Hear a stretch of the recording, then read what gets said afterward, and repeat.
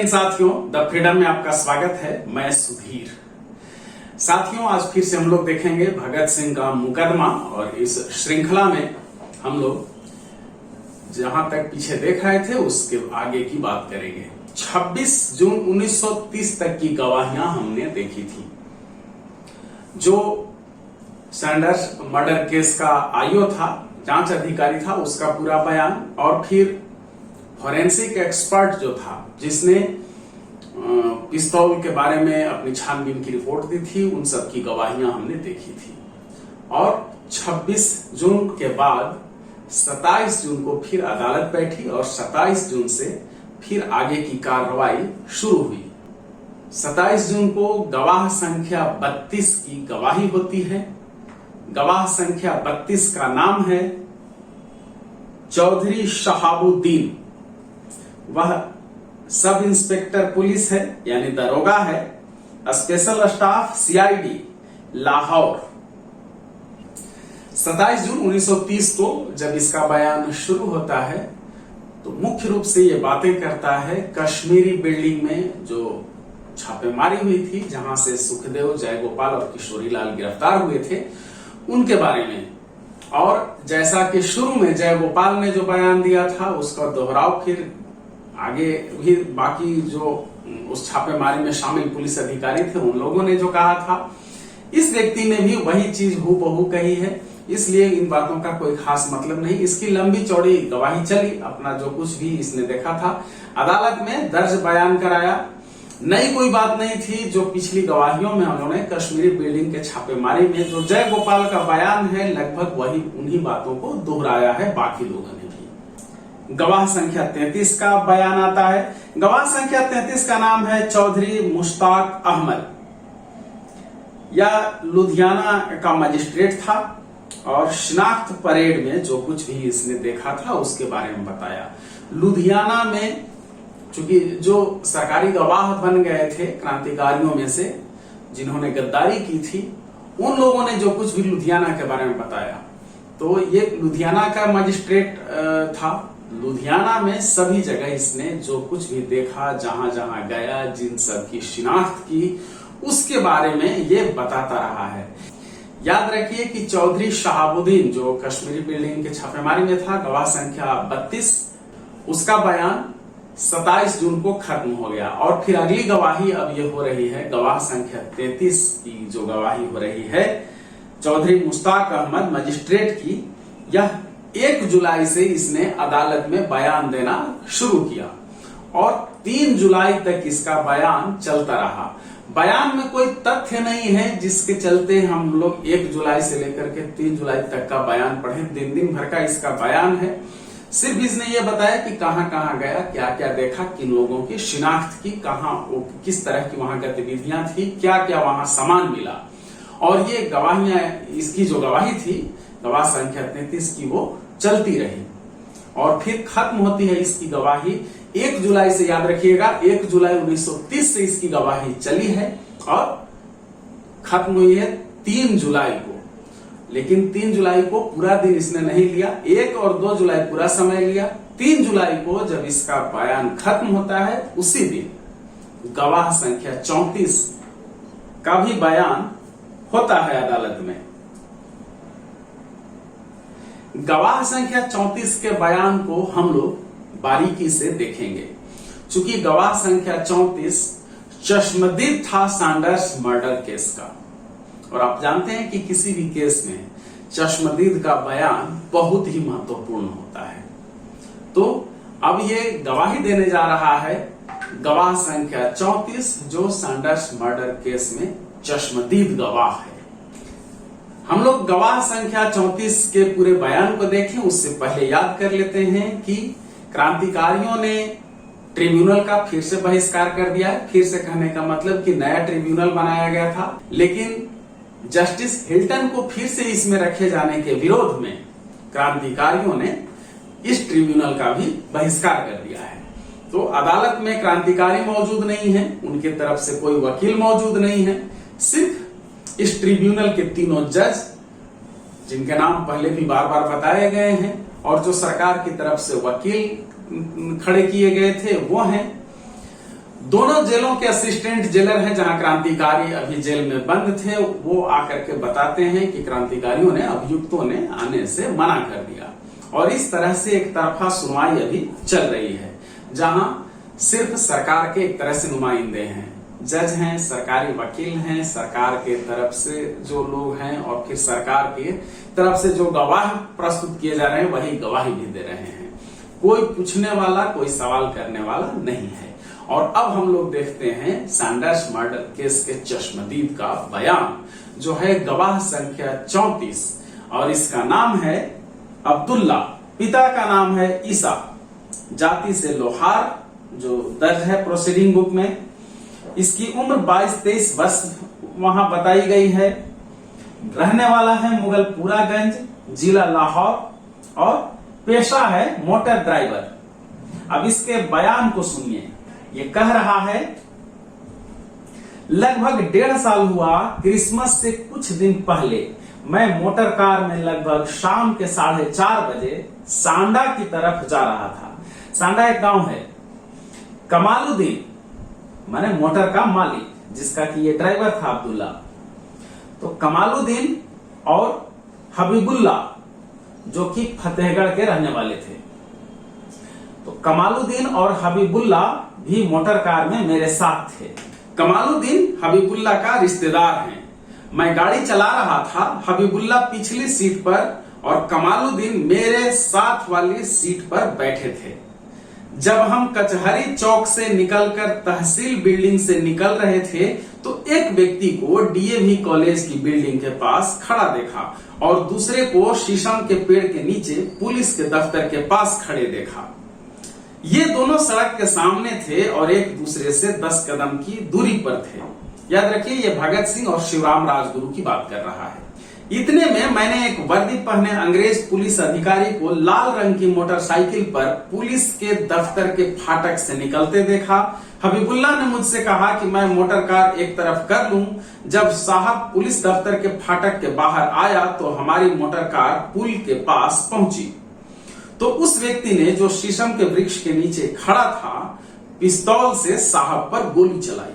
पिस्तौल को मैंने उस समय देखा जब उसने इसको चलाया। साहब को गोली लगने पर उसका हाथ मोटरसाइकिल से छूट गया और वह गिर गया। मोटरसाइकिल की मशीन वैसे ही चलती रही, मतलब मोटरसाइकिल चालू थी। साहब की एक टांग मोटरसाइकिल पर ही थी जबकि दूसरी उसके नीचे आ गई थी। जब साहब मोटरसाइकिल से नीचे गिरा तो वह व्यक्ति जो कॉलेज की तरफ खड़ा था पहले व्यक्ति के पास आ गया और दोनों ने साहब पर गोलियां चलाई, जबकि साहब जमीन पर गिरा हुआ था। तब मैंने दूसरे व्यक्ति के हाथ में भी एक पिस्तौल देखी जब उसने साहब पर गोलियां चलाई। मैंने मोटर कार एक पुलिया के पास खड़ी कर दी। वह पुलिया उस सड़क के कोने पर है जो कचहरी से कॉलेज को जाती है। मोटर कार हमने उस समय खड़ी की थी जबकि दोनों व्यक्ति गोलियां चलाकर दौड़े थे। वे दोनों उस पुलिया के पास से कॉलेज की तरफ दौड़े थे। यहां सुखदेव ने एक टिप्पणी की है कि फर्न कहता है कि कार उसने रोकी। आगे फिर बयान देता है अब्दुल्ला। तीसरा व्यक्ति जो साइकिल लिए उसी पुलिया के पास खड़ा था वह भी साइकिल पर सवार होकर चल पड़ा। वह उन दोनों व्यक्तियों के आगे आगे चला गया था। यह तीसरा व्यक्ति जयगोपाल की चर्चा कर रहा है।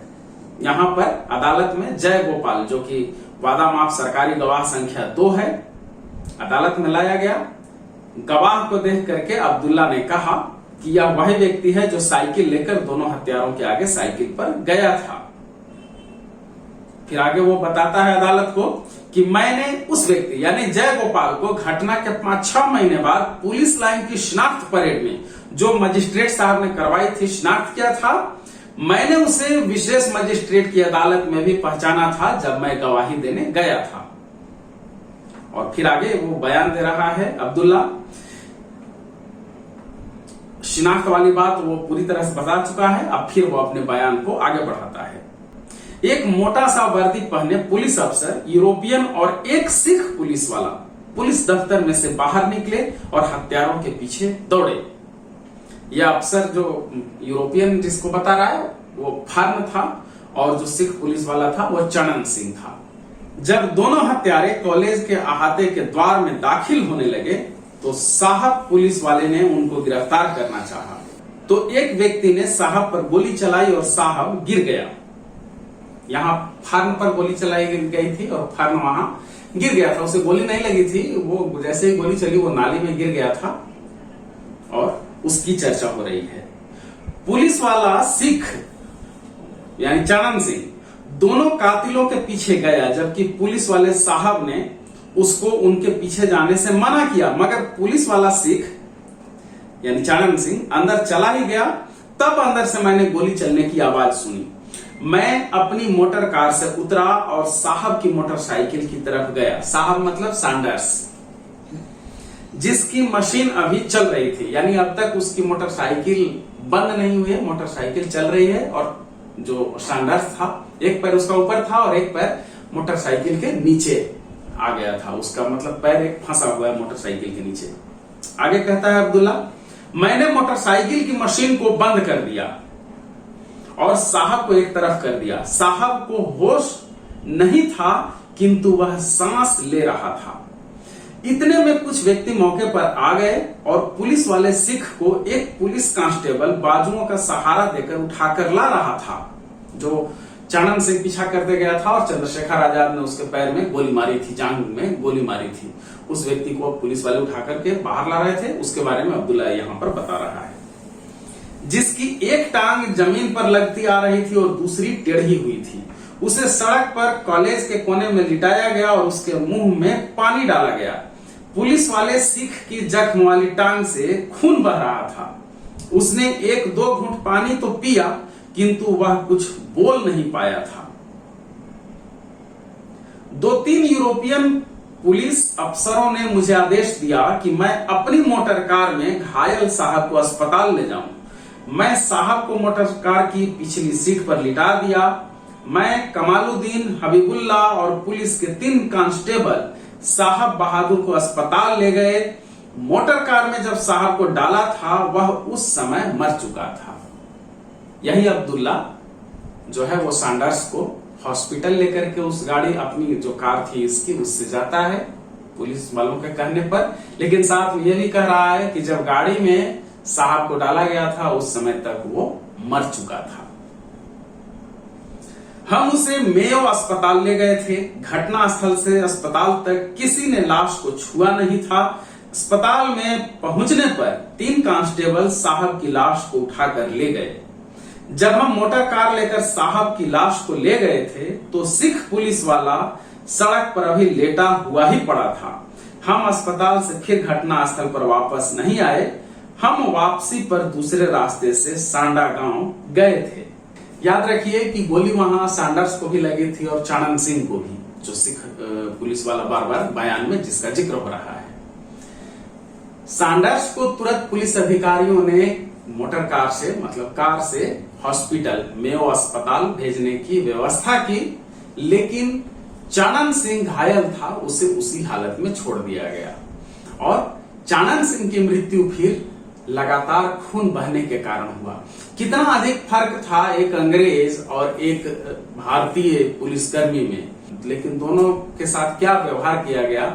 उसे तुरंत कार से हॉस्पिटल भेजा जाता है सैंडर्स को, और दूसरी ओर चरण सिंह को कोई पूछता तक नहीं, यूं ही वो पड़ा रहता है और जांघ में जहां गोली लगी थी खून लगातार बहता है और अत्यधिक रक्तस्राव के कारण इसकी मृत्यु हुई थी चरण सिंह की। अगर चरण सिंह को समय पर हॉस्पिटल पहुंचा दिया जाता या सैंडर्स के साथ ही उसी गाड़ी से भेज दिया जाता तो चरण सिंह की जान बच जाती, क्योंकि पैर में गोली चंद्रशेखर आजाद ने उसे मारी थी और जानबूझ करके पैर में गोली मारी थी ताकि वो पीछा न करे, क्योंकि वो मान नहीं रहा था। उसे कई बार चेतावनी आजाद ने दी थी कि पीछा करना बंद करो, लेकिन वो पीछे दौड़ता ही जा रहा था। तो फिर चंद्रशेखर आजाद, जो कि इस पूरा जो एक्शन हुआ था उसमें उनकी भूमिका थी सुरक्षा करना, भगत सिंह और राजगुरु को वहां से निकालना सुरक्षित, तो चंद्रशेखर आजाद ने यहां चरण सिंह को गोली मारी थी। पैर में वो गोली लगी थी, कोई भी उसे अस्पताल नहीं ले गया और वो चरण सिंह खून बहने से, लगातार खून बहने से मर गया था।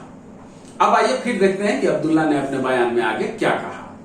वह व्यक्ति जो शीशम के नीचे खड़ा था और जिसने गोली चलाई थी वह सांवले रंग और छोटे कद का था। वह पंजाबी मालूम नहीं होता था और 18-20 साल की उम्र का लगता था। सुखदेव ने यहां टिप्पणी की है, कितना बढ़िया अवलोकन। अभी जिसके बारे में ये बता रहा है, जिसका हुलिया वो राजगुरु का हुलिया बताता है, ये अब्दुल्ला बताया। मैंने घटना से 5-6 महीने बाद उस व्यक्ति को मजिस्ट्रेट साहब के सामने शिनाख्त किया था। उसके बाद जब मैं अपनी गवाही देने गया था तो उसको जेल की कचहरी में दोषियों के कटघरे में शिनाख्त किया था। दूसरा कातिल, अब भगत सिंह के बारे में बता रहा है। दूसरा कातिल उक्त कातिलों से लंबे कद और गोरे रंग का खूबसूरत जवान था। उसकी उम्र 19-20 वर्ष मालूम होती थी। उसकी मूछें छोटी थी और दाढ़ी मुंडी हुई थी। मैं नहीं कह सकता कि दोनों कातिलों ने किस तरह के कपड़े पहने हुए थे। दूसरे कातिल को घटना से 4-5 महीने बाद लाहौर छावनी की कोतवाली की शिनाख्त परेड में मजिस्ट्रेट साहब के सामने शिनाख्त किया था। उसके बाद जब मैं अपनी गवाही देने गया था तो मैंने उसको विशेष मजिस्ट्रेट की अदालत में यानी स्पेशल मजिस्ट्रेट की कोर्ट में दोषियों के साथ कटघरे में भी शिनाख्त किया था। मोटा सा पुलिस अफसर साहब जो फाटक के पास गिर गया था उसका नाम फर्न था। यहां सुखदेव ने फिर टिप्पणी की है कि वह नाम कैसे जान गया। वह व्यक्ति जो साइकिल से गया था और जिसे मैंने अब जय गोपाल शिनाख्त किया है, सीधा सड़क पर चला गया था। मेरी मोटर कार 15 कदमों की दूरी पर थी। जब मैंने पहले कातिल को गोली चलाते देखा था तो उस समय मेरी मोटर कार 8-9 कदमों की दूरी पर थी। फिर दूसरे कातिल को पहले कातिल के पास आते देखा और उसने भी गोली चलाई थी। हमारी मोटर कार से लगभग 4 कदम की दूरी से दोनों कातिल कॉलेज की तरफ गए थे। साइकिल वाला तीसरा व्यक्ति मोटर कार से 2-3 कदमों की दूरी पर था जबकि मैंने मोटर कार रोकी हुई थी। उस दिन आसमान में बादल नहीं थे। यहाँ अदालत का एक आदेश होता है सरकारी वकील के कहने पर कि चूंकि ये जो अब्दुल्ला गवाही दे रहा है तो जिन सबकी शिनाख्त यहाँ होनी चाहिए थी तो कोई अभियुक्त है नहीं, तो इसलिए स्पेशल मजिस्ट्रेट के समक्ष इसकी जो गवाही हुई थी, जो इसका बयान हुआ था, उसे यहाँ रिकॉर्ड में शामिल कर लिया जाए। यह आदेश ट्रिब्यूनल देता है। फिर अदालत के एक सवाल के जवाब में कहता है, मेरा बयान कत्ल के 4 दिन बाद हुआ था। किसी भी पुलिस अफसर ने घटना के दिन मेरा नाम या पता नहीं पूछा था तथा न ही किसी ने कमालुद्दीन और हबीबुल्ला का नाम और पता मेरे सामने पूछा था। कमालुद्दीन जिनका मैं नौकर था फतेहगढ़ के हैं जो मुगलपुरा से आगे है। कमालुद्दीन अपने रिश्तेदारों की कोठी जो सांडा के खेतों में स्थित है वहां जाना चाहते थे। मैंने विशेष मजिस्ट्रेट साहब की अदालत में बयान दिया था कि मैंने साहब की मोटरसाइकिल को बंद करना चाहा मगर मैं बंद न कर सका और फर्न साहब ने बंद किया। यह सही है और न कि जैसा मैंने आज बयान दिया कि मैंने बंद किया था। यहाँ देखेंगे कि बयान में उसके थोड़ा सा विरोधाभास हुआ। स्पेशल मजिस्ट्रेट के सामने उसने कहा था कि मोटरसाइकिल मैंने बंद करना चाहा लेकिन हमसे बंद नहीं हुआ और फिर फर्न ने बंद किया था। अभी बयान थोड़ी देर पहले उसने दिया कि मैंने मोटरसाइकिल बंद किया था। तो यहाँ पर फिर से वो कह रहा है कि आज जो अभी हम बोले हैं कि हम मोटरसाइकिल बंद कर दिए थे, ये बयान सही नहीं है। जो हम स्पेशल मजिस्ट्रेट साहब के सामने बयान जो दिए थे कि हमसे बंद नहीं हो सका और फिर फर्न ने बंद किया, वही सही चीज है। आगे अब्दुल्ला कहता है, चाणन सिंह को मैं पहले नहीं जानता था मगर उसका नाम मुझे तब मालूम हुआ जब वह जख्मी हुआ था। मुझे मालूम नहीं कि क्या उसने पुलिस के समक्ष बयान दिया था कि पुलिस वाला सिख जो पुलिस के दफ्तर से निकला था वह वर्दी में था। मैंने पुलिस को यह नहीं लिखवाया था कि 2 व्यक्तियों ने साहब पर फायर किए थे। जब कमालुद्दीन ने मुझे मोटर कार एक तरफ खड़ी करने को कहा, जो मैंने बयान दिया था वह यह था कि एक व्यक्ति ने साहब पर फायर किया था और दूसरा तुरंत ही पहले व्यक्ति के पास आ गया और उसने भी साहब पर फायर किया। और अब्दुल्ला के बयान के साथ ही 3 जुलाई 1930 का ये बयान खत्म होता है। अदालत की कार्रवाई खत्म होती है यहीं तक। फिर 4 जुलाई को अदालत आगे सुनवाई शुरू करती है। वो हम लोग देखेंगे अगले वीडियो में। आप सभी दर्शकों से आग्रह है कि वीडियो को लाइक कीजिए, अधिक से अधिक लोगों तक पहुंचाइए ताकि मेरी मेहनत कुछ सफल हो और मुझे भी हौसला मिले। साथ ही कमेंट करके आप अपनी भावनाओं का भी इजहार कर सकते हैं, आप अपने सवाल भी रख सकते हैं, आप अपनी प्रतिक्रिया दे सकते हैं। अगले वीडियो में फिर मिलेंगे। धन्यवाद साथियों। जय हिंद। इनकलाब जिंदाबाद।